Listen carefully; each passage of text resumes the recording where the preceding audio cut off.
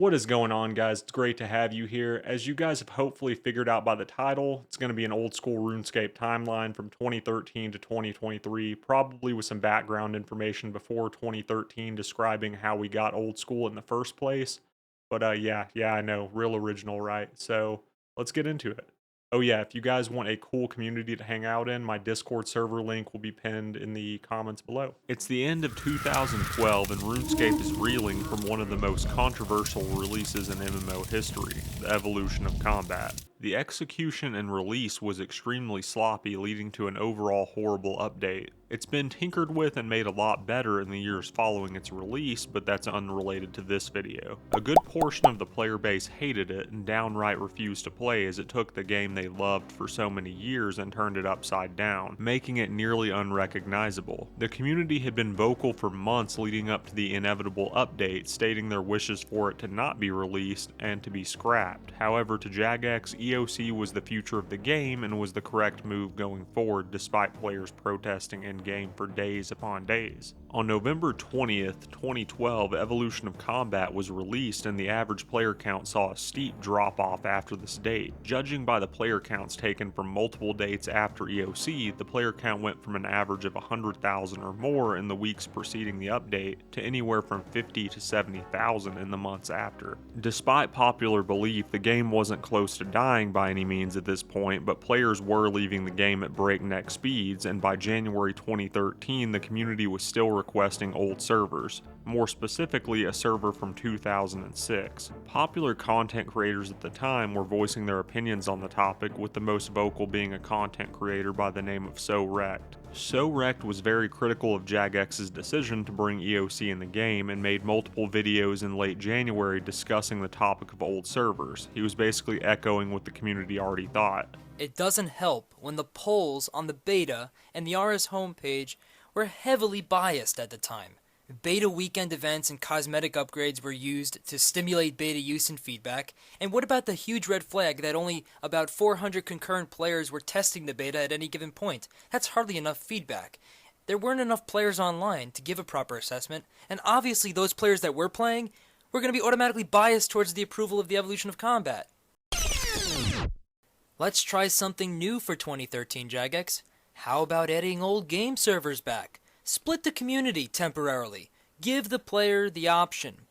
We're not asking for maintenance. We don't want to copy our characters over. We can start fresh.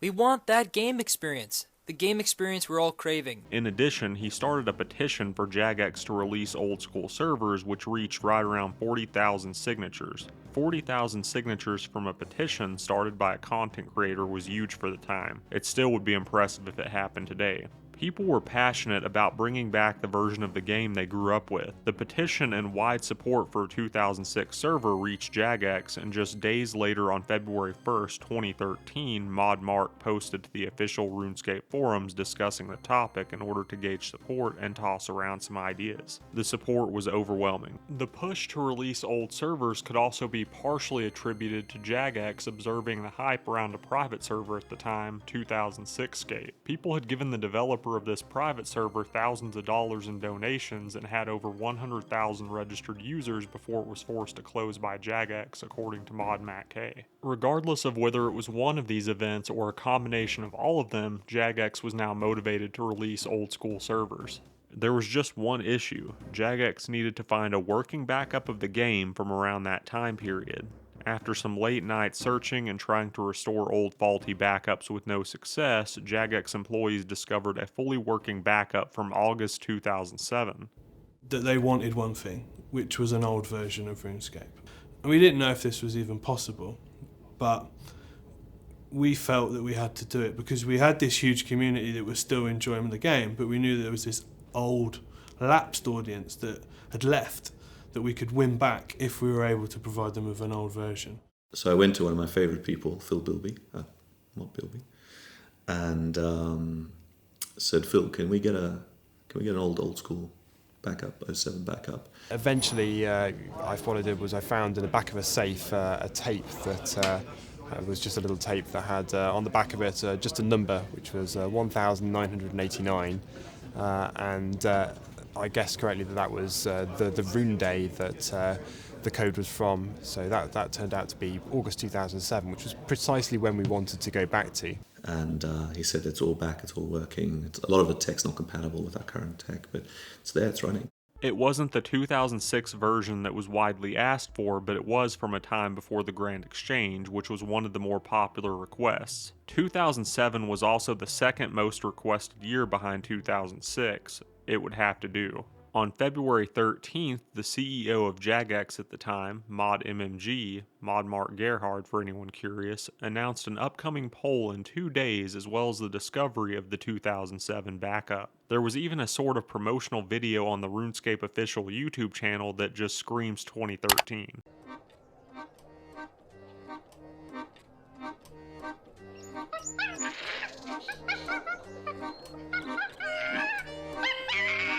I know, Monkey.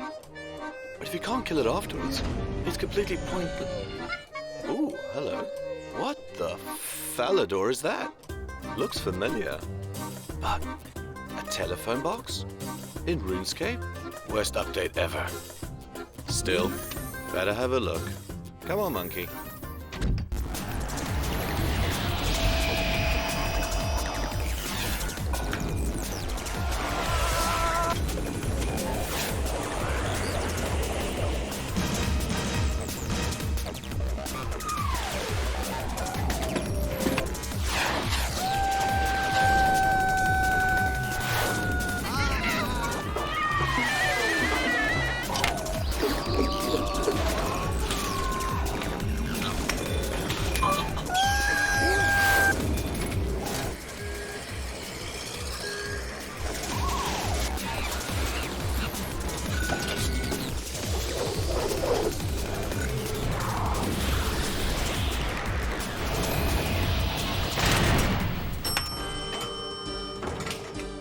What the? Exactly what I was thinking. The excitement for old servers was at an all-time high. Old RuneScape! This is RuneScape! On February 15th, the poll went up on the RuneScape website. The poll had various reward tiers. Anything under 50,000 votes would result in the community getting absolutely nothing. 50,000 or more would result in the release of old servers at an additional membership fee of $15 with no team, no support, and no anti-bot support. 250,000 or more would give Old School a small dedicated team, additional members fee of $5, and basic maintenance. The final tier, 500,000 or more, would give weekly maintenance, no extra membership fee, a slightly bigger team, anti-botting measures, and polls to decide what content gets added to the game, which seemed to be a way to put the player base at ease after EOC had been forced onto them. Player votes flooded in, and by the end, the community reached 449,351 votes, just a little over 50,000 shy of the 500,000 needed for all the bells and whistles. Despite being short, Jagex threw in some aspects of the 500k tier, such as no extra members fee, the anti-botting measures, and the content polls. The servers came out a bit earlier than expected on February 22nd, 2013 to the excitement of the player base. Thousands of players quickly flooded in, causing some disconnection issues in the first hours of the game going live. A good portion of players rushed the waterfall quest at level 3, with some falling victim to the moss giant within the quest due to its maximum hit being more than 10. Players covered the majority of the map in popular training areas, and the game was just as it was in 2007 for a moment. While the average player count of Old School RuneScape in the first quarter of 2013 didn't surpass the main game, it did come close at its peak, just shy of a few thousand. The success of the Old School servers was clear. Unfortunately, this success would not last. As the hype died down, Old School's average player base dropped by nearly half, going from just over 40,000 to just 25,000 on average going into the second quarter of 2013, far below RuneScape 3's numbers at the time. As if things couldn't get any worse, in the next quarter the average players online dropped by over 40% to 14,000 average players. This was bad, especially considering that part of quarter 3 sits in the summer when most younger players and college students are online, yet the player counts were this low.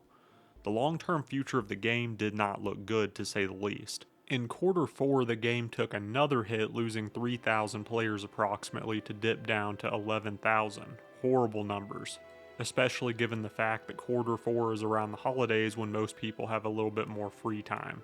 With the power of hindsight, the problem was fairly evident. There wasn't enough content to keep people online. Veteran players had completed the majority of the quests, fought every boss, and had completed everything they wanted to do. Things they hadn't done yet they had already done years ago and weren't excited to repeat the content.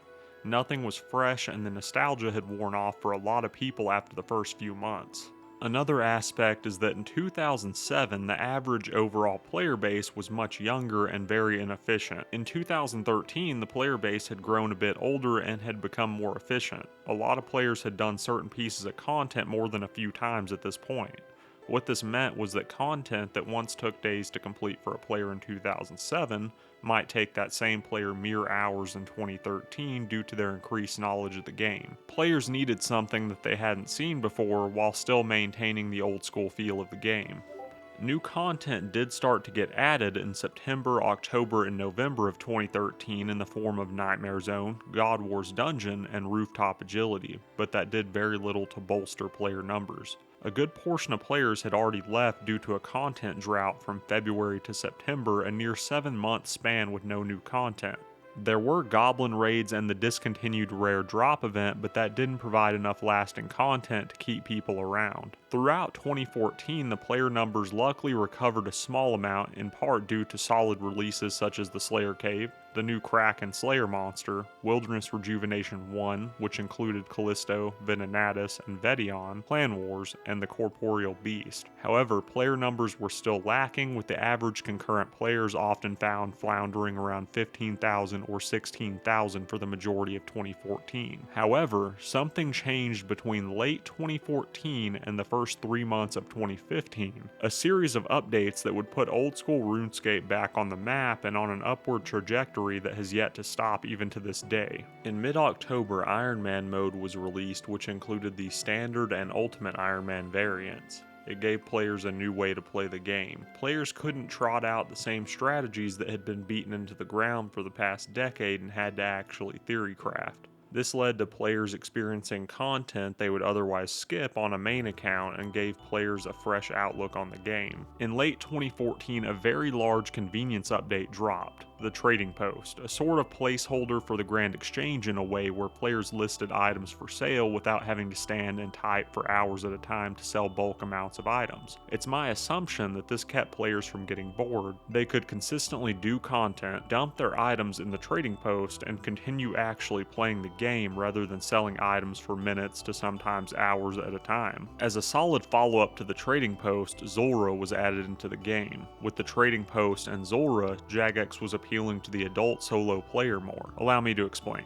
The main content before Zulrah as far as PvM goes was God Wars Dungeon. Sure, you had Wilderness Rejuvenation 1 bosses that I mentioned earlier, but God Wars Dungeon was still seen as the prime PvM area. Many players saw God Wars as group content, and if they didn't have a group, they couldn't do the content effectively. These solo players now had a boss they could learn without expectations from others and without having to work around other people's schedules. It's my belief that Jagex learned from this boost in player numbers and kept the trend going with Vorkath and the Muspa in later years, both solo bosses. 2 more important updates were added in February of 2015 as well, the Grand Exchange as well as permanent free-to-play. The latter update took only a few minutes to implement and was instrumental in bolstering the game's health. It gave new players the chance to try the game before paying, and former players the chance to see if they still enjoyed the game enough to pay for membership.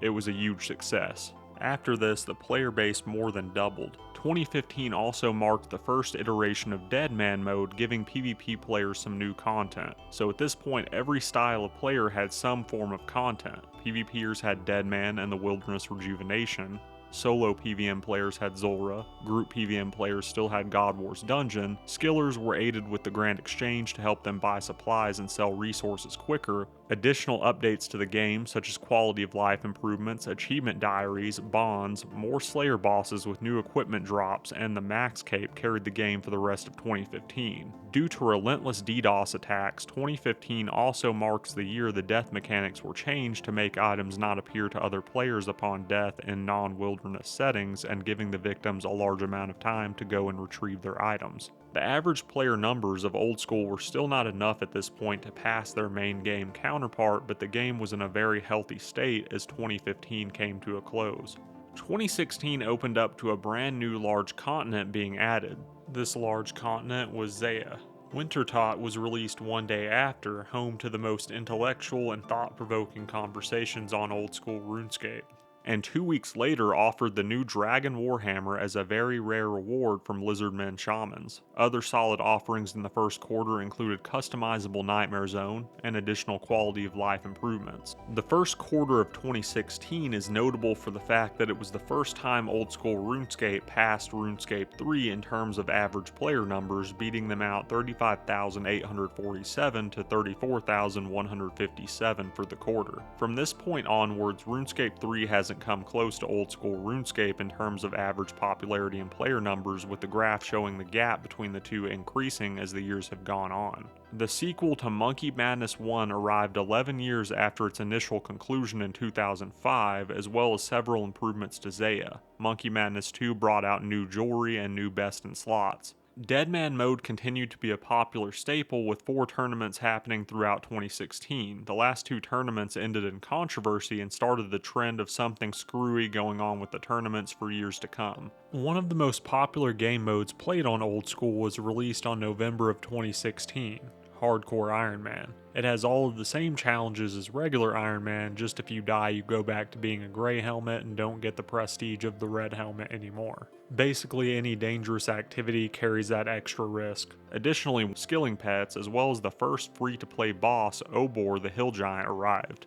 In the beginning of 2017, the game's first ever raid, the Chambers of Xeric, was released and helped the game reach a peak of 70,500 plus players online in the first quarter. It saw the addition of the long-awaited Dragon Claws, as well as best in slot magic robes, best in slot range offhand, a crossbow proficient in slaying dragons, a weaker chaotic maul in the form of the Elder Maul, and the much sought after Twisted Bow, which would become a staple in many in-game PvM situations, including the Chambers of Xeric itself.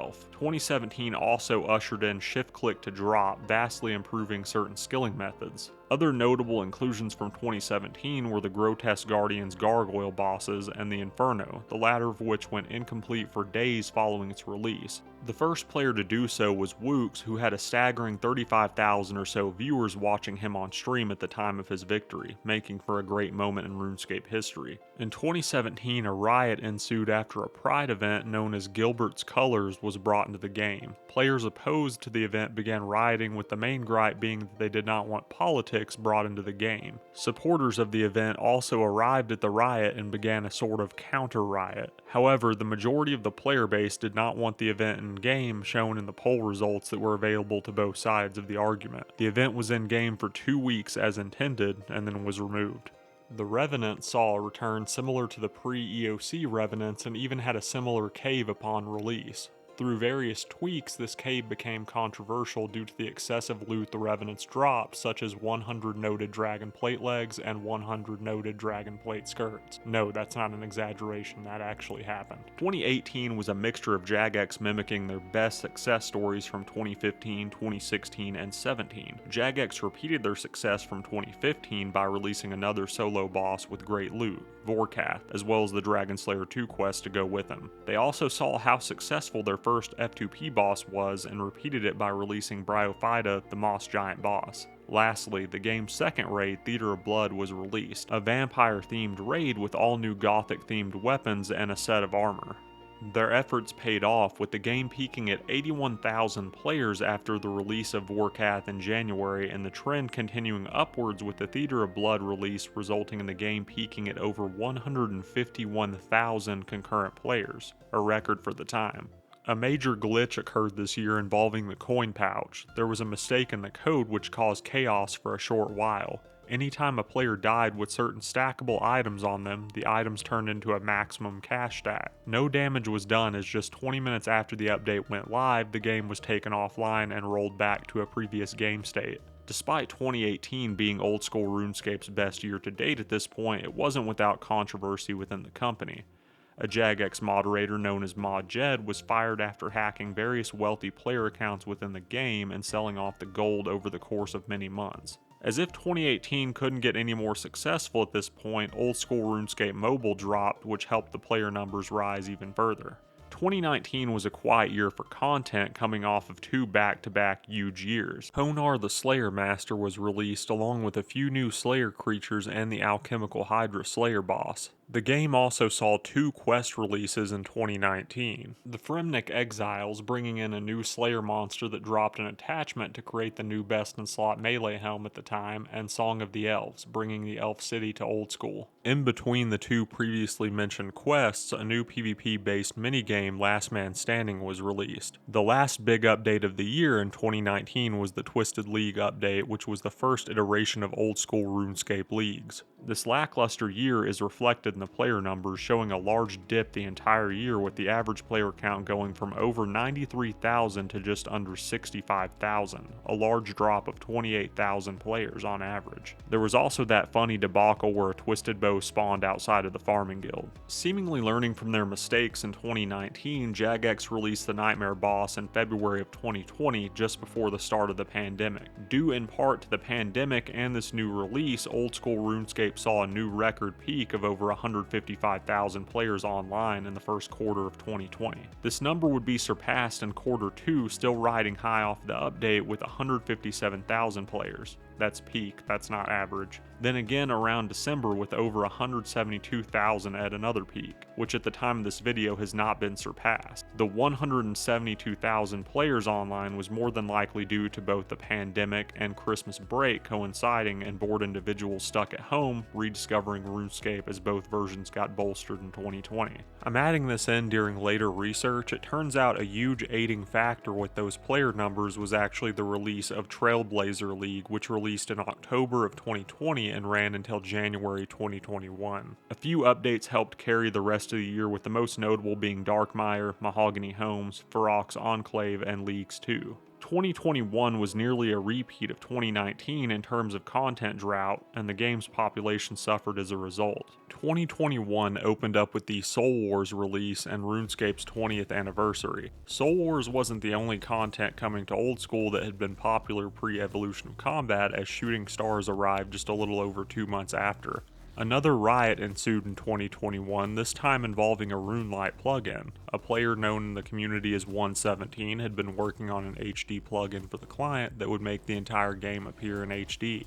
He had been working on the project for approximately 2 years or so, with Jagex being aware of it for the majority of that time. Jagex quashed his project the day before release and told him not to release it because they were working on their own version. Players saw this as malicious and petty to let him continue working on it for that long and then destroy everything at the last minute.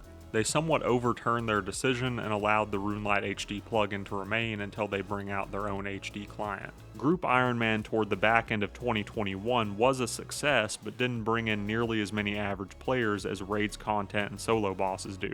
The average player count jumped an average of 8 to 10,000 additional players compared to the 30,000 plus it typically jumps when big content is released. I think this goes back to players simply not having a group of active friends that can commit to the game, therefore only a certain percentage of players were excited about the update in the first place. The mild success of Group Iron Man could also be contributed to players boycotting the update after issues with the Deadman tournament in the month prior. The year ended with the Grand Exchange Tax update, one that simultaneously helps the game and annoys players. Following the tried and true Jagex formula, 2022 opened up with big updates.